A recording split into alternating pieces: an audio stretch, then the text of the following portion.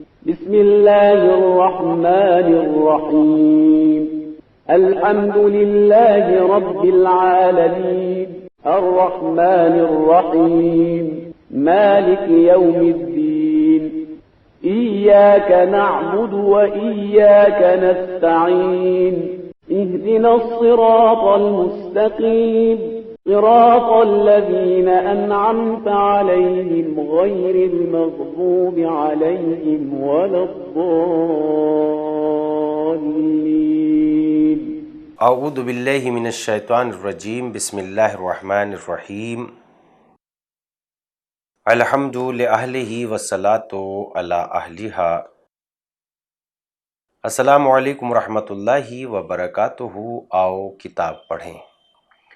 اس programme میں ہم آپ کی خدمت میں کتاب رہبران معصوم علیہم السلام اس سلسلے میں پیش کر رہے ہیں تاکہ چہاردہ معصومین علیہم السلام کی زندگی سیرت طیبہ آپ کی خدمت میں پہنچ سکے اور آپ اس سیرت، اخلاق، علم و عمل کے مجسم حضرات سے فائدہ حاصل کر سکیں۔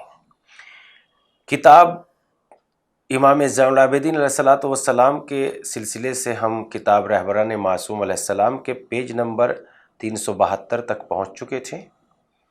آئیے گفتگو کے سلسلے کو وہیں سے شروع کرتے ہیں۔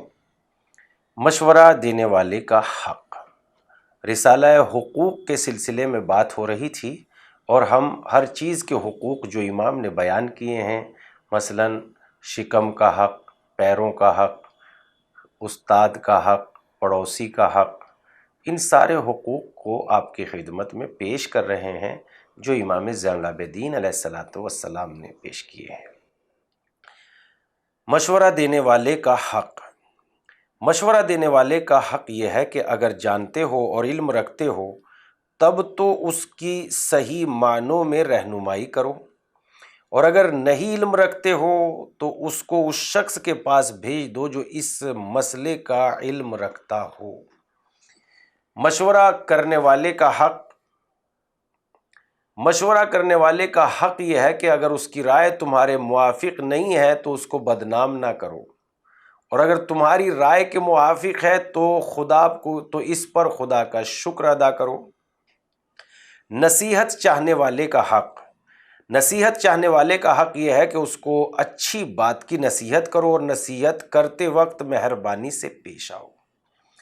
نصیحت کرنے والے کا حق، نصیحت کرنے والے کا حق یہ ہے کہ تواضع سے پیش آؤ اور اس کی بات کو غور سے سنو۔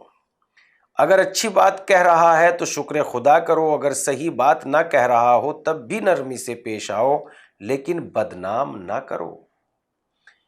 بڑے بھائی کا حق، بڑے بھائی کا حق یہ ہے کہ اس کا احترام کرو اس لیے کہ وہ تم سے سن میں بڑا ہے۔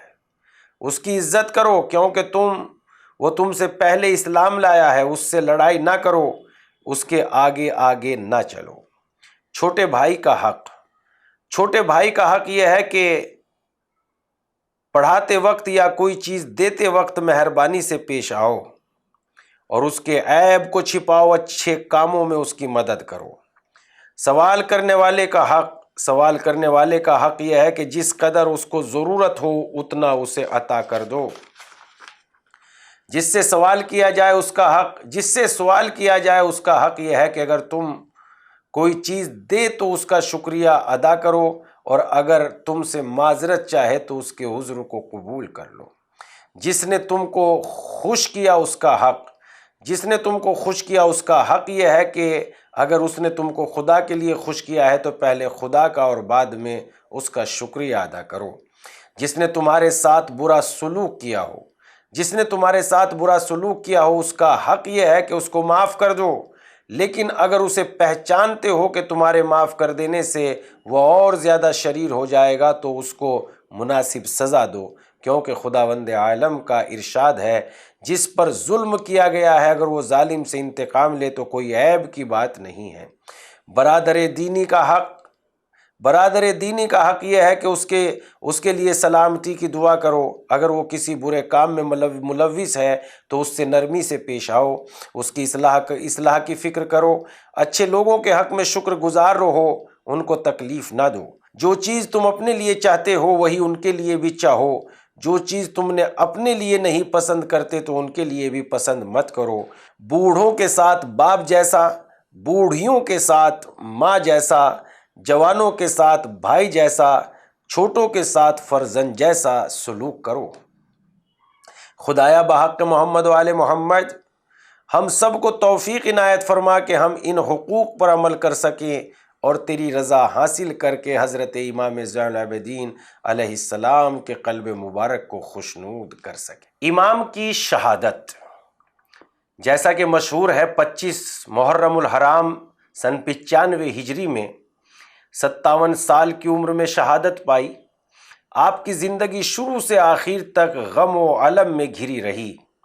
ظلم کہتا تھا کرو آہ کے جل جائے جہاں، ظلم کہتا تھا کرو آہ کے جل جائے جہاں، صبر کہتا تھا نہیں سید سجاد نہیں۔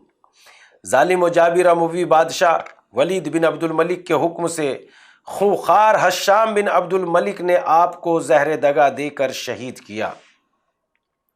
جنت البقیع میں جہاں پر دن کی دھوپ اور رات کی اوس پڑتی ہے، نہ قبر مبارک پر کوئی چراغ جلتا ہے، نہ زندان شام کا منظر معلوم ہوتا ہے۔ حضرت امام حسن علیہ السلام کے پہلو میں دفن کر دیا گیا۔ اگرچہ حکومتوں نے چاہا کہ نام و نشان مٹا دے، لیکن ہر شیعہ کے دل میں ان کی ولایت و محبت ہے، اور قبر مطہر سارے دنیا کے شیعوں کی زیارت گاہ ہے۔ جناب فرزدق کا معرکۃ العرا قصیدہ اور اس کا آزاد ترجمہ۔ اے جود و کرم، شرافت و بزرگی کے مرکز کے بارے میں سوال کرنے والے، اس کا واضح جواب میرے پاس ہے اگر سوال کرنے والے میرے پاس آئیں۔ یہ وہ ہے جنہیں مکے کی سرزمین ان کے قدموں کے نشانات سے پہچانتی ہے۔ خدا کا گھر خانہ کعبہ، حرم اور حرم کے باہر کی سرزمین ان کو پہچانتی ہے۔ یہ بہترین بندگان خدا کے فرزند ہیں، یہ پرہیزگار، پاک و پاکیزہ اور ہدایت کا پرچم ہے۔ یہ وہ ہیں جو خدا کے منتخب کردہ رسول احمد مختار ان کے والد ہیں، جن پر خدا ہمیشہ درود و سلام بھیجتا رہتا ہے۔ اگر حجر اسود کو یہ معلوم ہوتا کہ کون اس کا بوسہ لینے آ رہا ہے تو بلا اختیار خود کو زمین پر گرا کر ان کے قدموں کا بوسہ لیتا۔ اس بزرگ مرتبہ کا نام علی ہے، رسول خدا ان کے والد ہیں، ان کی ہدایت سے امت ہدایت یافتہ ہوئی ہیں۔ جناب جعفر طیار اور سید الشہداء حمزہ ان کے چچا ہیں۔ یہ وہ شیر الہی ہے کہ بہادر اور دلیر جن کی قسم کھاتے ہیں۔ یہ عورتوں کے سردار اور جناب فاطمہ زہرا کے فرزند ہیں، اور وسیع پیغمبر کے فرزند ہیں، جن کی تلوار میں مشرکین اور منکرین کی موت چھپی ہوتی ہے۔ قریش ان کو دیکھ کر اعتراف کرتے ہیں کہ شرافتوں اور بزرگیاں ان کی ذات پر ختم ہیں۔ یہ عزت کی اس بلندی پر فائز ہے جہاں عرب و عجم پہنچنے سے قاصر ہے۔ اے شام، تیرا یہ کہنا کہ میں ان کو نہیں پہچانتا، اس سے ان کا کوئی نقصان نہیں ہے۔ جس کو تو نہیں پہچانتا اس کو عرب و عجم پہچانتے ہیں۔ وہ حیا سے آنکھیں جھکائے رکھتے ہیں، لوگ ان کی ہیبت سے ان کی طرف نظر اٹھا کر دیکھ نہیں سکتے۔ ان سے گفتگو بس اس وقت ممکن ہے جب ان کے لبوں پر مسکراہٹ ہو۔ ان کی پیشانی کے نور سے تاریکیاں کافور ہو جاتی ہیں، جس طرح سے آفتاب اندھیروں کو دور کر دیتا ہے۔ وہ اس قدر سخی ہیں کہ اگر تشہد میں لا نہیں نہ ہوتا تو کبھی بھی ان کی زبان مبارک میں لا نہیں جاری نہ ہوتا۔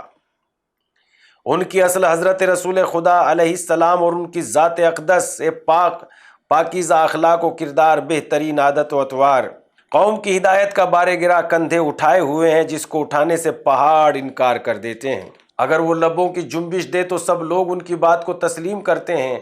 ان کی گفتگو فصاحت و بلاغت کی زینت ہے۔ اگر تم ان کو نہیں جانتے ہو تو جان لو، یہ جناب فاطمہ زہرا کے نور عین ہیں۔ ان کے جد پر نبوت اور رسالت کا اختتام ہوا۔ خدا نے ان کو علم اولین و آخرین سے سرفراز کیا، لوح محفوظ کے قلم سے ان کے بارے میں یہی تحریر کیا۔ یہ وہ ہے جن کے جد کے فضائل کے سامنے تمام انبیاء کے فضائل ہیچ ہیں۔ ان کے جد کی امت کو بھی تمام انبیاء کی امت پر فضیلت حاصل ہے۔ ان کی بخشش اور عطا ساری مخلوقات کا احاطہ کیے ہوئے ہے۔ ضلالت، گرسنگی اور تاریکی ان سے کوسوں دور ہے۔ ان کے دونوں ہاتھ خدا کے ابر رحمت کی طرح ہیں، جس سے ہر ایک فیض یاب ہو رہا ہے اور عدم اور محرومی کا یہاں گزر نہیں ہے۔ ایسے نرم اور نیک ہیں کہ سخی کا گزر، ایسے نرم اور نیک ہیں کہ سختی کا گزر نہیں۔ انہوں نے بردباری اور شرافت کو زینت دی ہے۔ یہ اس قدر بابرکت ہیں کہ کبھی وعدہ خلافی نہیں کرتے۔ ان کی بارگاہ ہر ایک کے لیے پناہ گاہ ہے۔ یہ اس بزرگ خاندان کے فرد ہیں جن کی محبت دین ہے اور جن کی دشمنی کفر ہے، جن سے قربت نجات و سعادت کا سبب ہے۔ ان کی محبت و ولایت سے ہر فتنہ و شر دور ہوتا ہے۔ ان کی بخشش و عطا میں برابر اضافہ ہوتا رہتا ہے۔ خدا کے نام کے بعد ہر ابتدا اور انتہا میں ان کا نام لیا جاتا ہے۔ اگر پرہیزگاروں کا تذکرہ ہو تو یہ پرہیزگاروں کے سردار ہیں۔ اگر دریافت کیا جائے ساری دنیا میں بہترین کون ہے تو بس انہی کا نام لیا جائے گا۔ ان کی سخاوت کے بعد کسی سخی کی سخاوت کا ذکر نہیں ہو سکتا۔ کسی بھی قوم کے شریف اور بزرگ ان کے ہم رتبہ نہیں ہیں۔ قحط کے زمانے میں یہ باران رحمت ہیں، اور جب جنگ کی آگ بھڑک اٹھے تو یہ مرد میداں ہیں۔ پستیاں ان کی بارگاہ میں قدم نہیں رکھ سکتی۔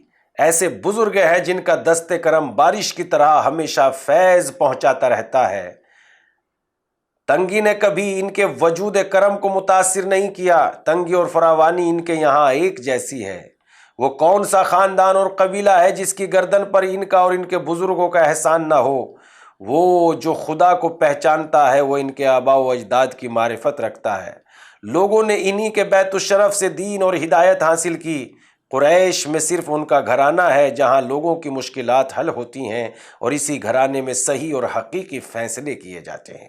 ان کے جد بزرگوار پیغمبر اکرم صلی اللہ علیہ وآلہ وسلم ہیں، اور دوسرے جد بزرگوار حضرت علی ابن ابی طالب علیہ السلام ہیں، جو پیغمبر اکرم صلی اللہ علیہ وسلم کے بعد امام اور پرچم ہدایت ہیں۔ ان کی بہادری، قربانی اور خلوص پر جنگ بدر، احد کی گھاٹی، جنگ خندق، فتح مکہ سب گواہ ہیں۔ خیبر و حنین ان کی عظمتوں کا قصیدہ پڑھتے ہیں۔ جنگ بنی قریظہ اور جنگ تبوک ان کی مدح خواہ ہیں۔ فرزدق شاعر، فداکار، ذمہ دار اور ولایت محبت اہل بیت سے سرشار فرزدق نے ایسے حساس اور خطرناک موقع پر ایسے ظالم و جابر کے سامنے اتنا زبردست قصیدہ پڑھ کر اپنے لیے زبردست خطرہ مول لیا، لیکن جم کر حق کا دفاع کیا اور حقیقت کو بیان کیا۔ ہمارا مخلصانہ سلام ہو اس بزرگ مرتبہ شاعر ولایت پر۔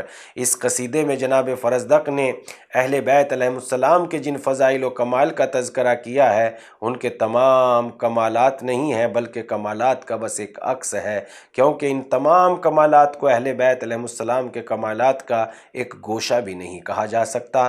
خدا ہم سب کے دلوں کو محبت اہل بیت علیہ السلام سے منور فرما، ان کے کمالات سے ہماری فکر و ذہن کو معطر کر، اور ہم سب کو حضرت ولی عصر علیہ السلام کے غلاموں میں شمار فرما۔